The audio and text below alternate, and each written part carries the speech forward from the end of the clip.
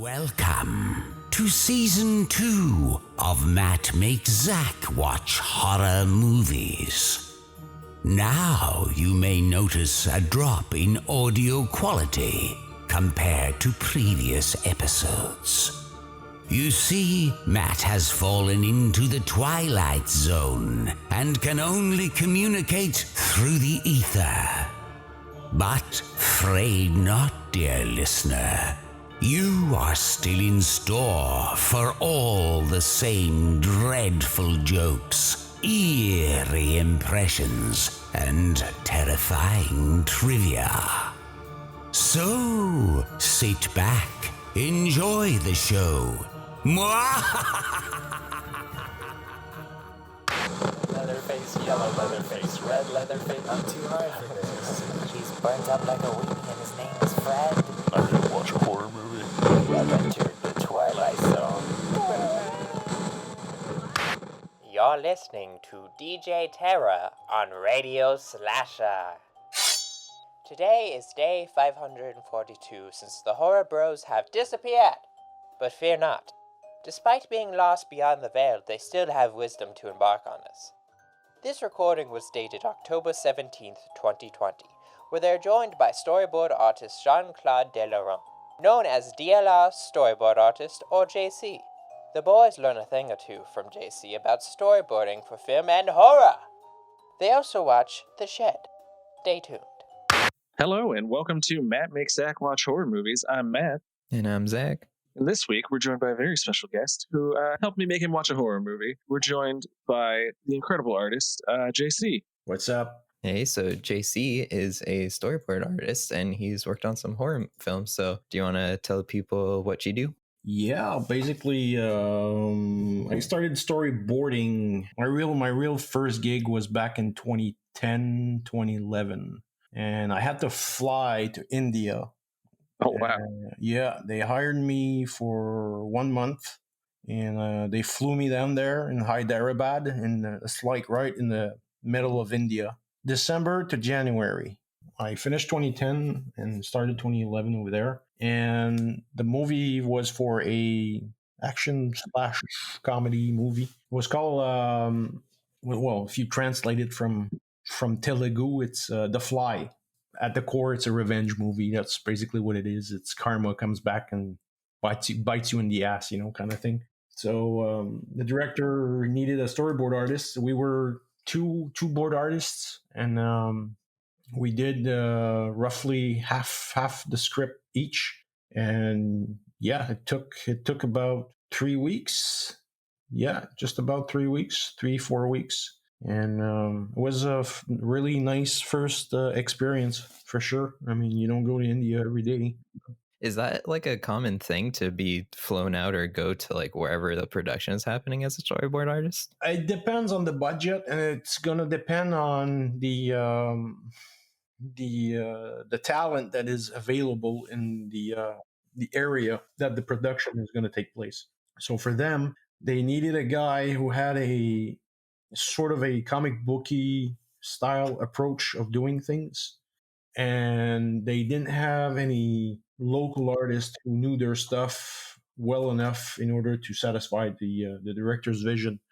So it was cheaper for them to fly me out there and pay for their hotel and all that, and getting the job done, basically.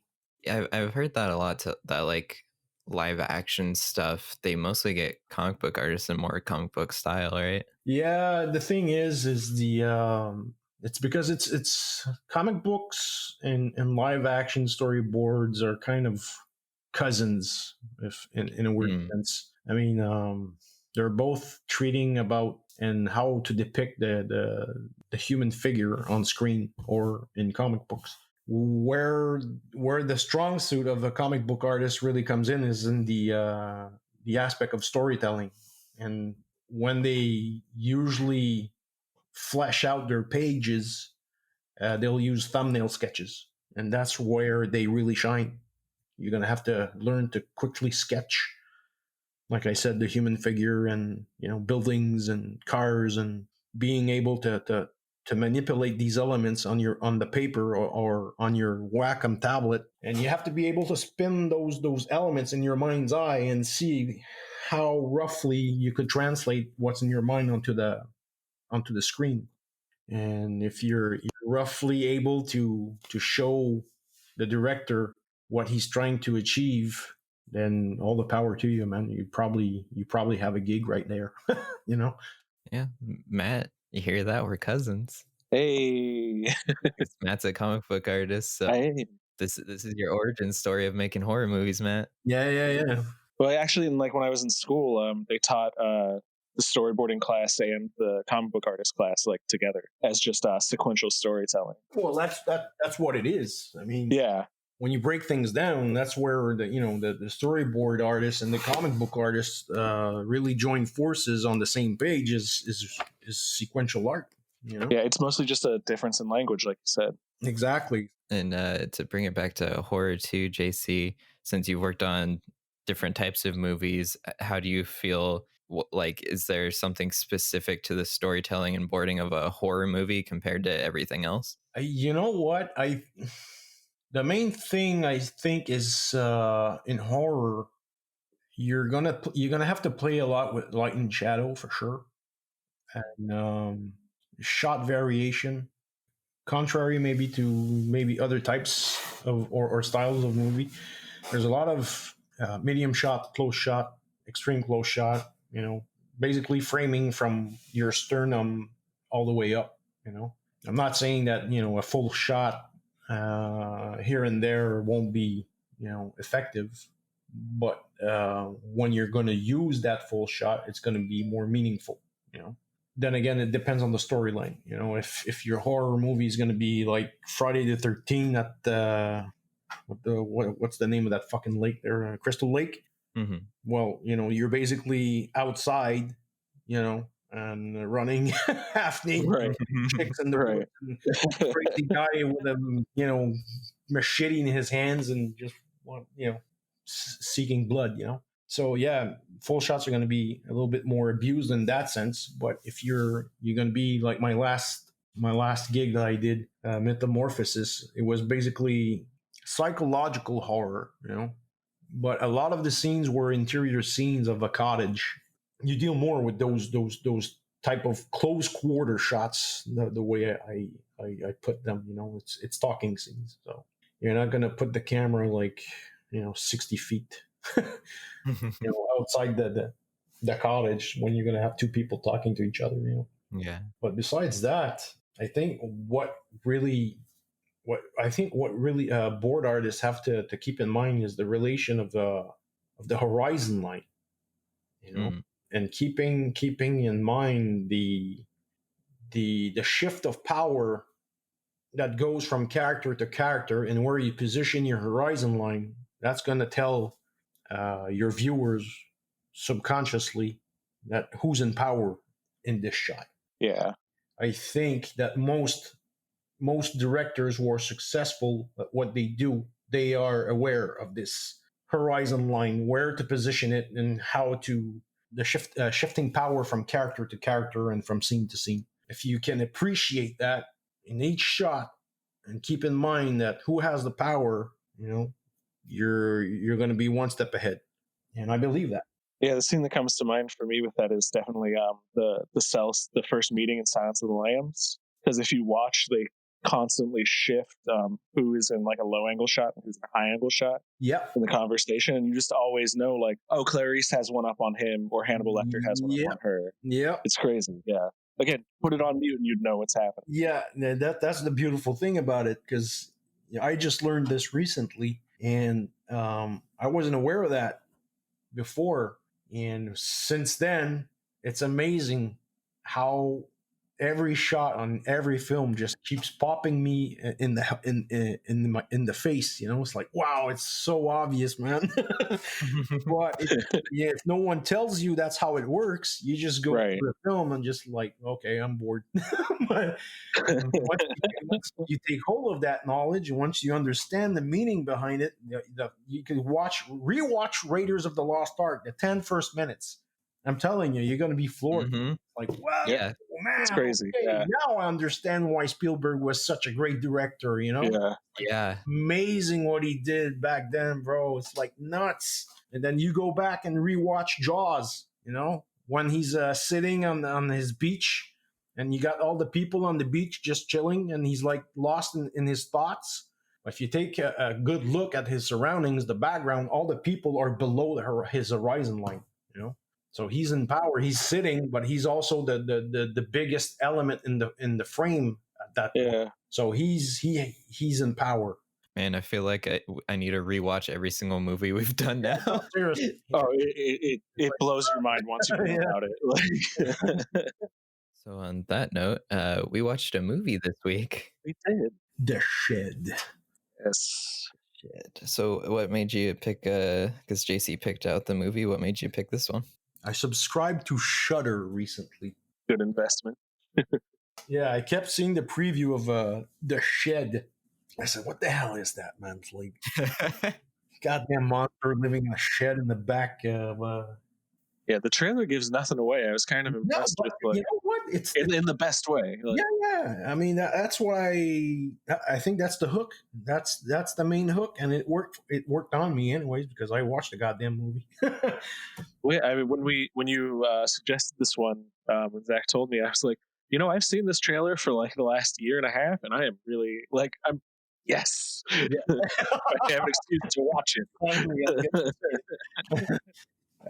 Yeah, man, it's the way that they approach the topic and the subject, and it kind of created that mystery of what's in the shed.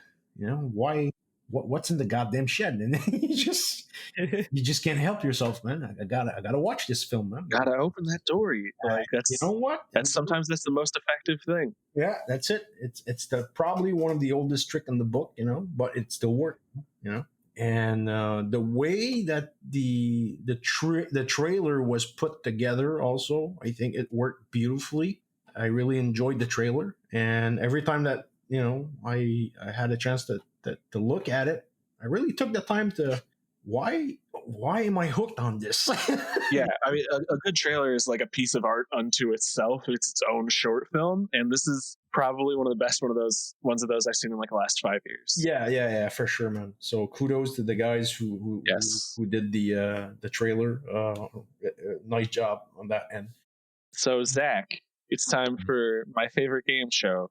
Can you summarize that movie? We'll find out. Let me get my timer up here. You let me know whenever you're ready, man.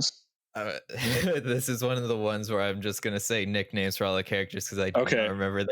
That's the best part of this game, man. All right, you ready? Are you prepared, Zach? All right, 3, 2, 1, go.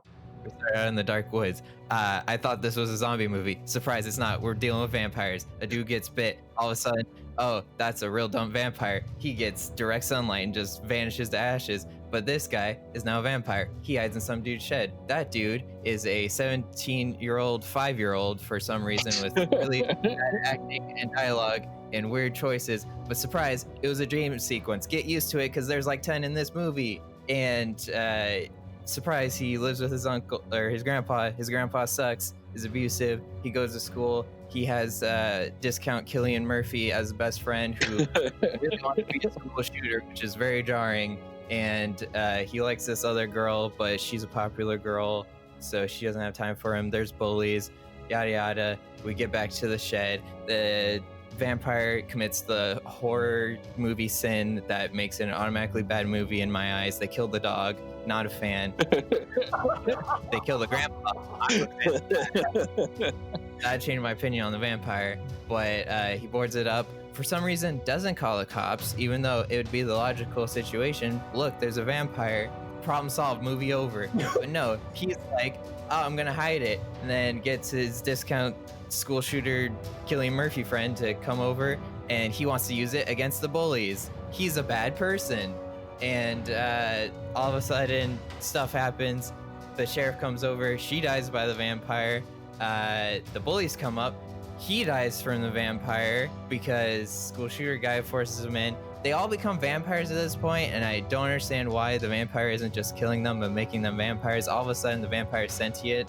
Before he was a creature, now he's sentient. Yeah. The whole movie just changes. Everybody's spitting one-liners. The love interest is just like saying, "Eat this, motherfucker!" Like, I don't know what's happening anymore. He throws the best scene in this movie, though. The sad boy main character throws a knife, and this vampire just steps to the side and goes straight into the love interest. Like, the Terminator now, and it's just like, I got you, motherfucker, and cuts off the vampire's head off, and is just fine. And they don't address the fact that there's a knife in her shoulder, and the movie just like ends, I guess. All right, 2 minutes 35 seconds. Good job, Zach. I can't do this shit. Shit, man. That's probably my favorite part of the podcast, because I get to try to make sense of what I just watched. It is Zach at his most honest. Well, I can't really argue with you on that one, man. It's basically what happened, you know. I mean, for fuck's sakes, the movie could have ended so much quicker. Just tear down the fucking head, bro. Right. They kind of give him a reason, because he's like, "Oh, I'll have to go back into what is it, like foster care or something, because he's not 18." Yeah, but you know. But I'm like, that's a real weak reason once 2 people are dead. 2 weeks or something, he turns 18, so his situation gets worse. The Right. Yeah. Yeah. Well, you're still a minor. Yeah. You can't. If they had just never introduced, like, oh, should he call the cops or not? If they had not asked that question, I would have been fine with it. Okay. But they ask that question like every 5 minutes, and I'm like, the answer is yes. Yeah. Like, Oh, well, that's it. I mean, once you start playing and going down that road with those type of questions, starts creeping in, and then you realize how fucking, you know, right. Sucks, man, because they could have just fucking go through the shed, you know, axe wielding motherfuckers going through. It would have been done. That's it, man. You know, problem solved. Instead, they could have just gotten to he calls his friend. Yeah. Like, they should have never even brought up the cops. They should have skipped like 2 scenes and just gotten to when his friend gets there. Like, never even asked the question, like, from the main character's point of view, would the cops even believe me? Because they addressed that of his best friend, like, look, there he is. It's obvious. Like, he's not hiding or anything. Yeah. Well, and like you said, Zach, like, I shouldn't have to ask logic questions in my vampire movie, but is the vampire smart or is he an animal? Yeah, they switched that. They flip-flop. Yeah, because at the end they want to make fucking Fright Night, but this movie hasn't been Fright Night the whole time. It's been 30 Days of Night. Like, yeah. Out of nowhere, the main character starts calling the vampire by his first name for no reason. Right. I mean, I will say, look at the big brain on that vampire. You know, he probably eats Big Kahuna Burger, but that's all I could think the whole time was like, oh shit, it's Brett from Pulp Fiction. Right?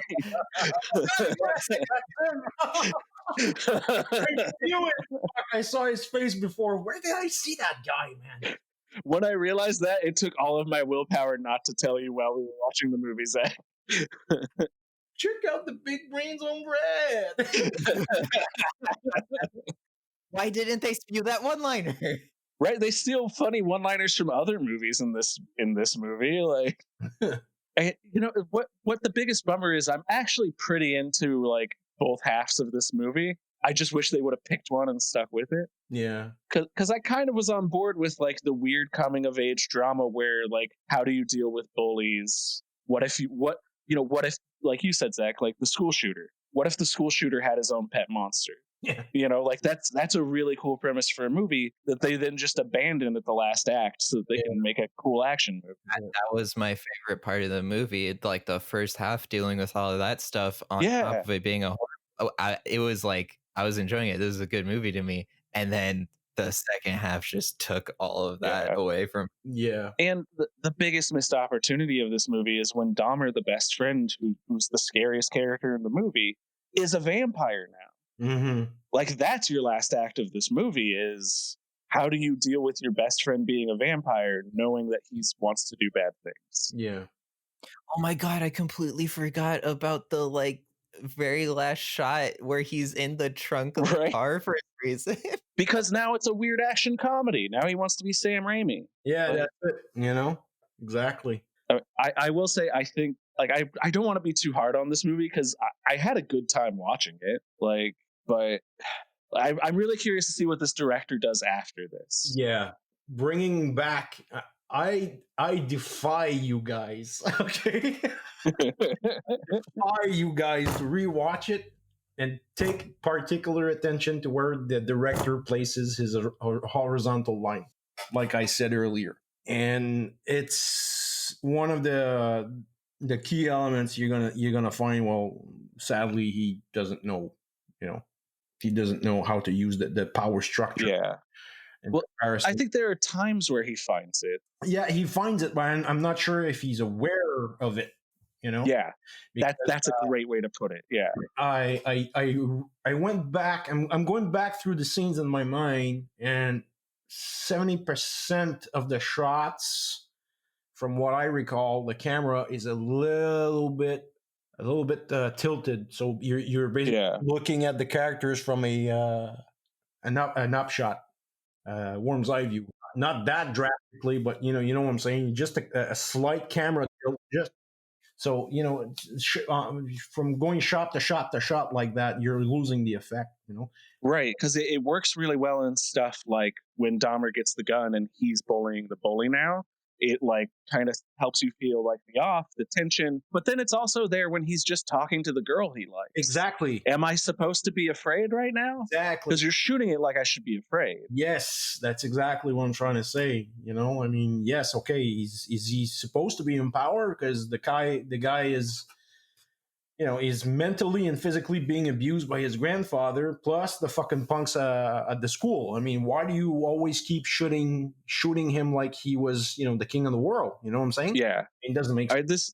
This movie also has a problem that most movies have, in that the main character looks like a movie star, but they keep telling me he's a loser. It reminded me of like the Amazing Spider-Man movies, when every time they'd be like, yeah, Andrew Garfield is just a fucking loser. And I'm like, I don't know. I think he just skateboarded in and kissed Emma Stone. Yeah. He looks pretty fucking cool.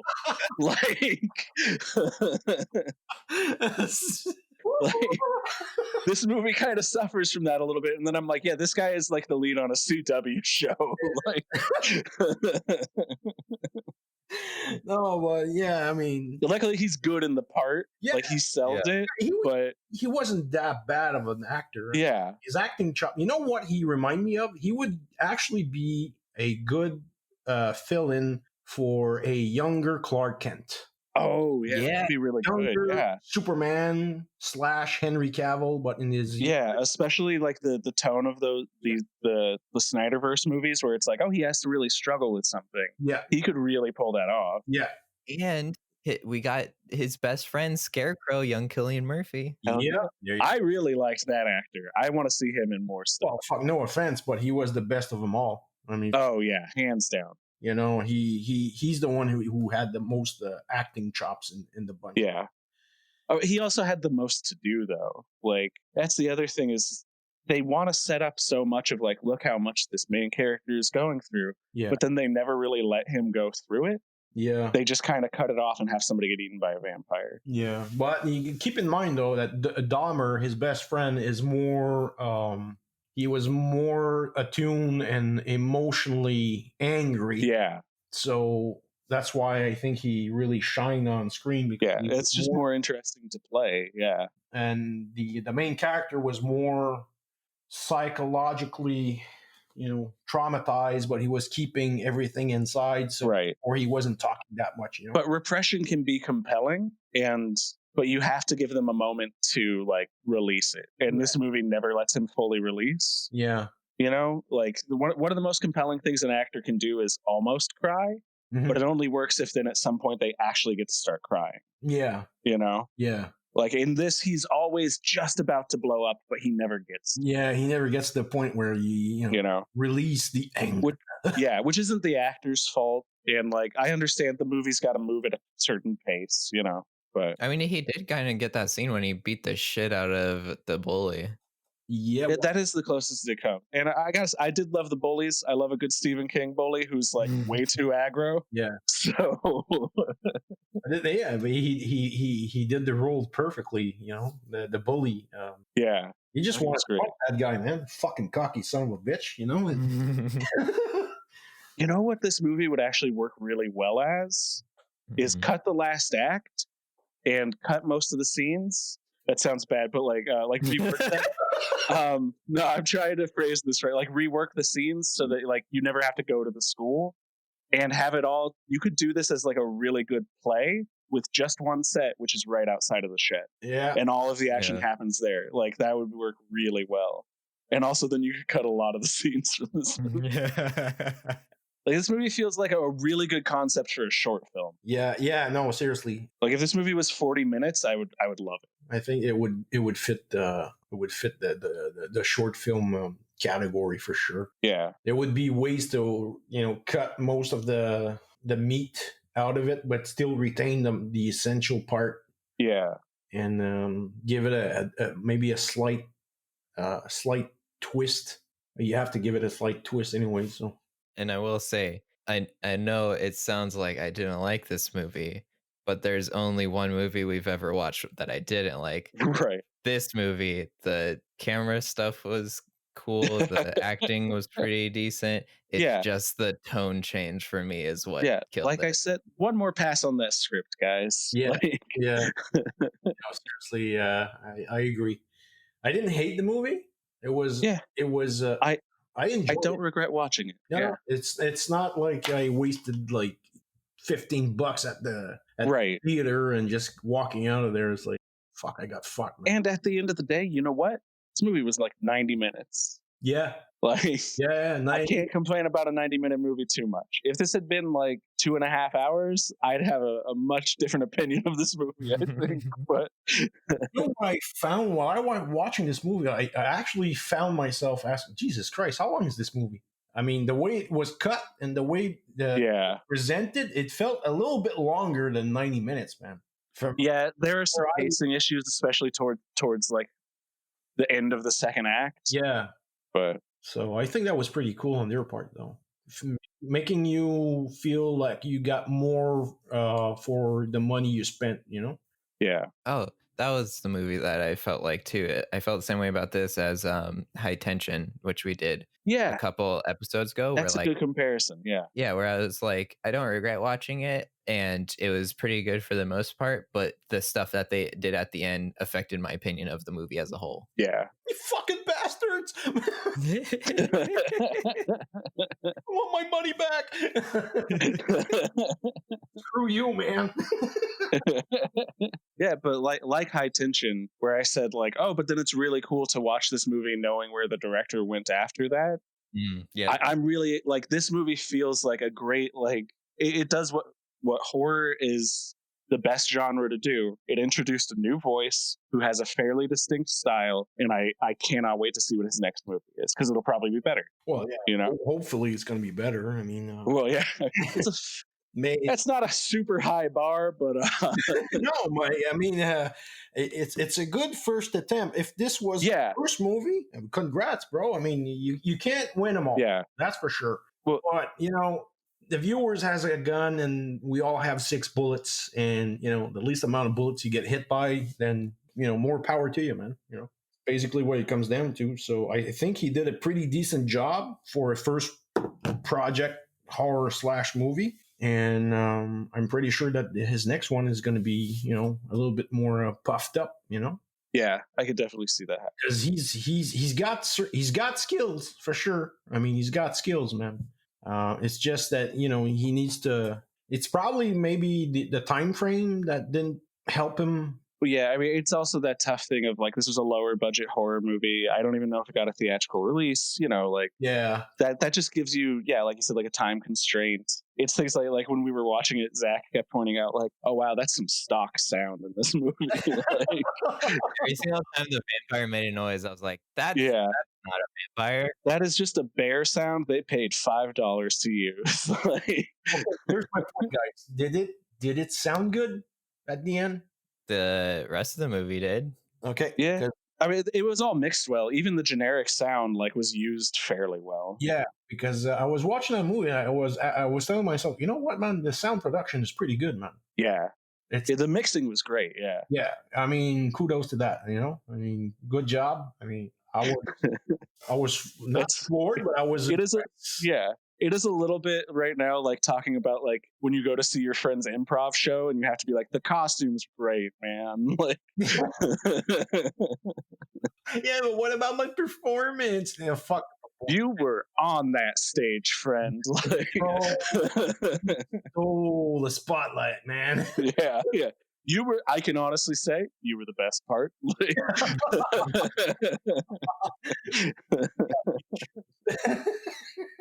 My next one, I don't know which movie I'm gonna check out. Actually, You know, I'm going another indie one this week for me, but what do you got lined up this week? I'm finally gonna check out VFW. It's punks versus World War II vets.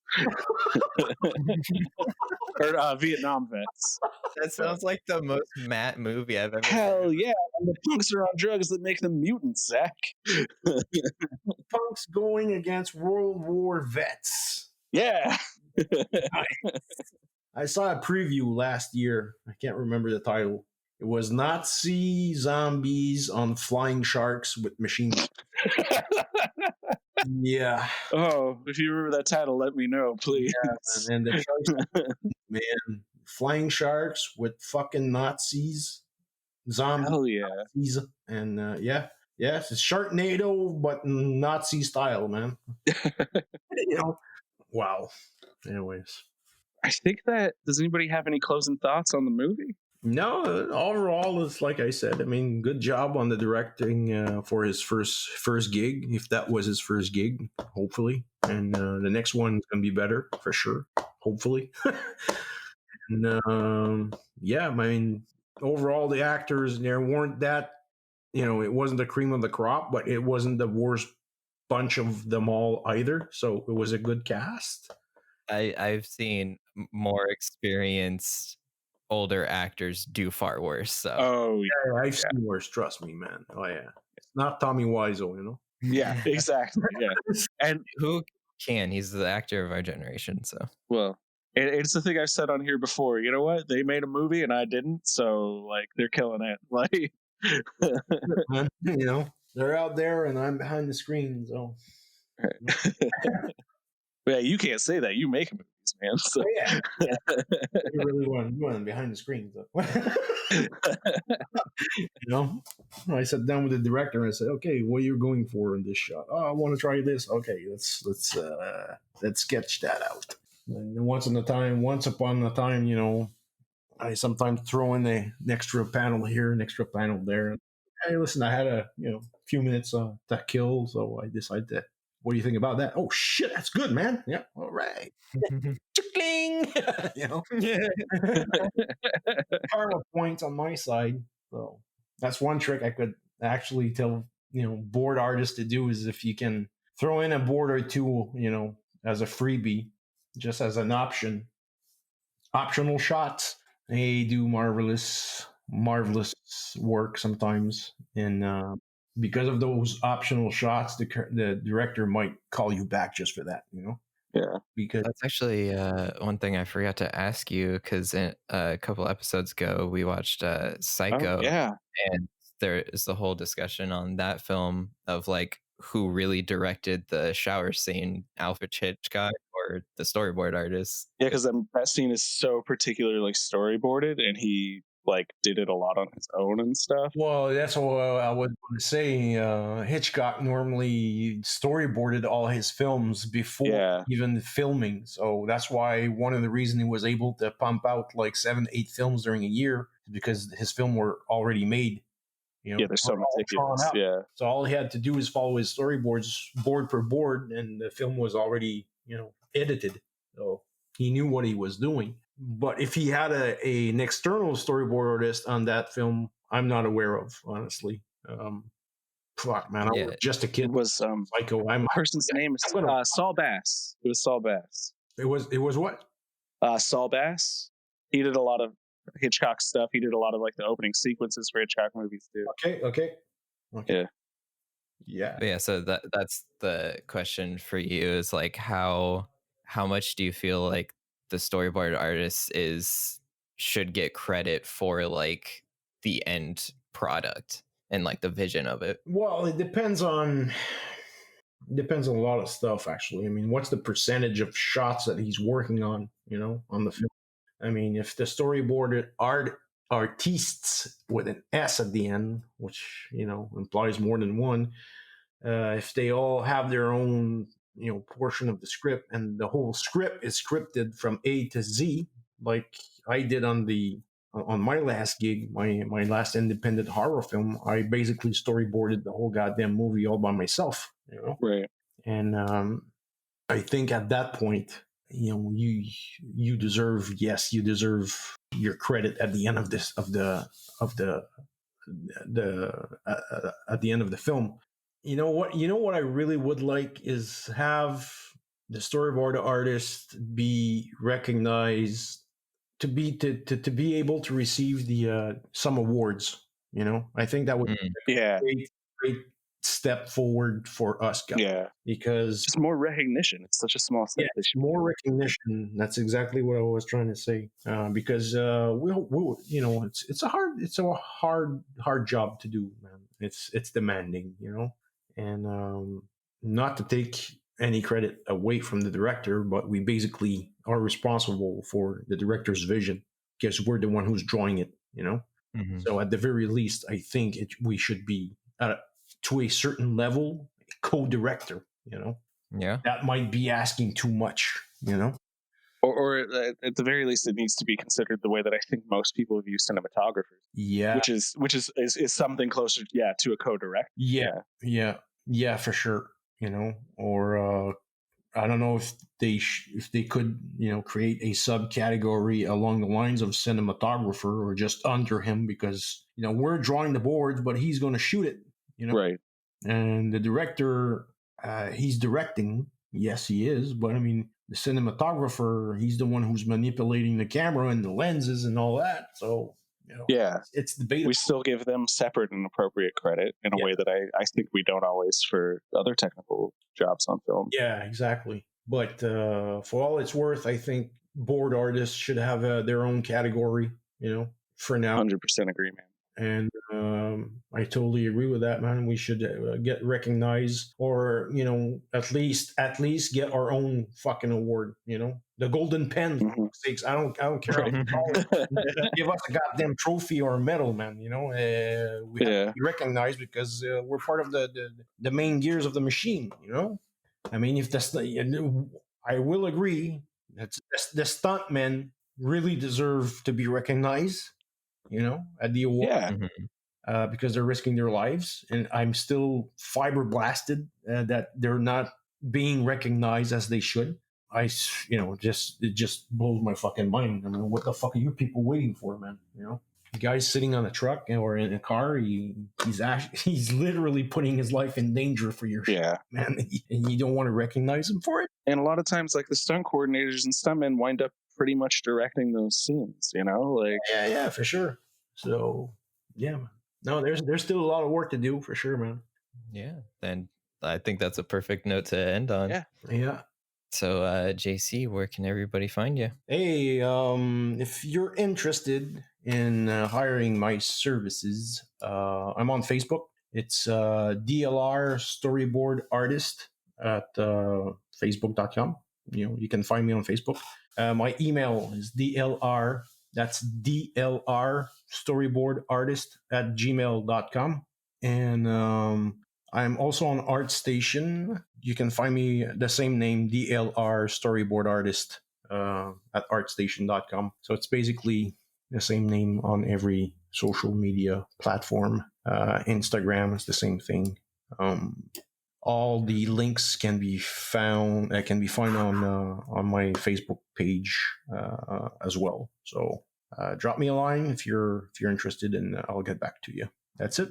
Yeah, and links to all that stuff will be in the description of whatever you're listening to this on. Yeah. Hey, I really enjoyed this podcast, guys. So if you want me back, I'm all for it. We would be more than happy to have you back anytime. Yeah. Yeah. Thanks for coming on. Yeah. So Matt, where can they find you? You can find me on just about everything as I draw paintings, and you can find me over on Twitch where I draw sometimes. All you have to do is drop the S and just look up I Draw Painting. Come hang out with me while I doodle. Where can everybody find you, Zach? You can find me on Instagram at ZachShirt. But yeah, so that'll do it. We always end the show with a quote from the movie, but I did not write down a quote. I'm trying to think. Well, I think you're. What was it? Die, you motherfucker! As the Vox fades, we thank you for listening to this bizarre journey into cinema. If your morbid curiosities hunger for more, you may summon our horror bros at mattmakeszach.com, on Twitter and Instagram at macmakeszach, or if you dare, say George Lucas 3 times into a mirror for a visit from our phantom menaces. You may now return to your mortal plane of existence. Until next week, as Matt makes Zach sit through another chilling apparition. Mwah!